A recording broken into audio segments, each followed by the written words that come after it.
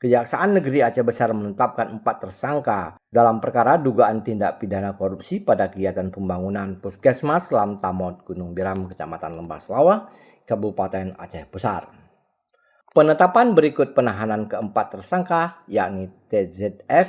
MR, SI, dan SN karena dikhawatirkan melarikan diri atau merusak barang bukti atau tindakan lainnya yang dapat menghambat proses penyidikan. Proyek pembangunan puskesmas tersebut dengan nilai kontrak 2,68 miliar pada tahun 2019 di Dinas Kesehatan Aceh Besar. Kasipitsus Kejari Aceh Besar, Lili Suparli mengatakan tersangka TZF selaku pejabat pelaksana teknis kegiatan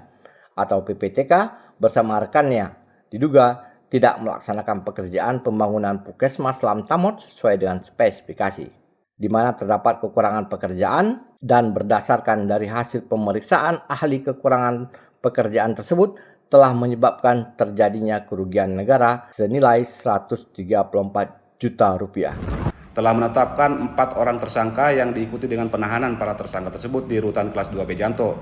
dengan berinisial 1 MR usia 38 tahun selaku Wakil Direktur CP Selena Nikmat, kemudian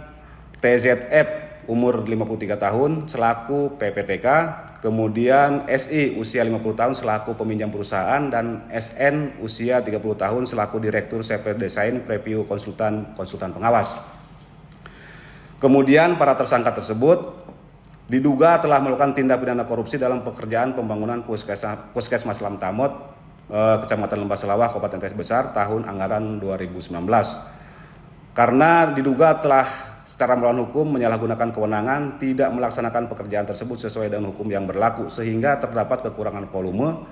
pekerjaan sesuai dengan pemeriksaan fisik oleh ahli yang mengakibatkan kerugian negara sekitar 134 juta rupiah berdasarkan perhitungan sementara oleh penyidik. Kemudian proses audit penghitungan kerugian negara oleh BPKP Provinsi Aceh on proses.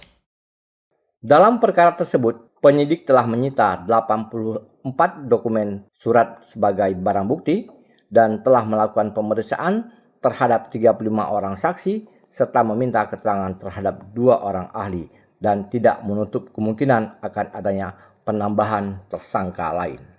Para tersangka disangka melanggar pasal 2 ayat 1, pasal 3 junto pasal 18 ayat 1, huruf A, B ayat 2, ayat 3 Undang-Undang Republik Indonesia Nomor 31 Tahun 1999 tentang pemberantasan tindak pidana korupsi sebagaimana telah diubah dengan Undang-Undang Republik Indonesia Nomor 20 Tahun 2001 tentang perubahan atas Undang-Undang Republik Indonesia Nomor 31 Tahun 1999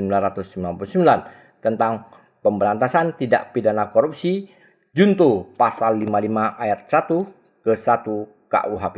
Dari Banda Aceh, Lala Nurmala melaporkan untuk Puja TV Aceh.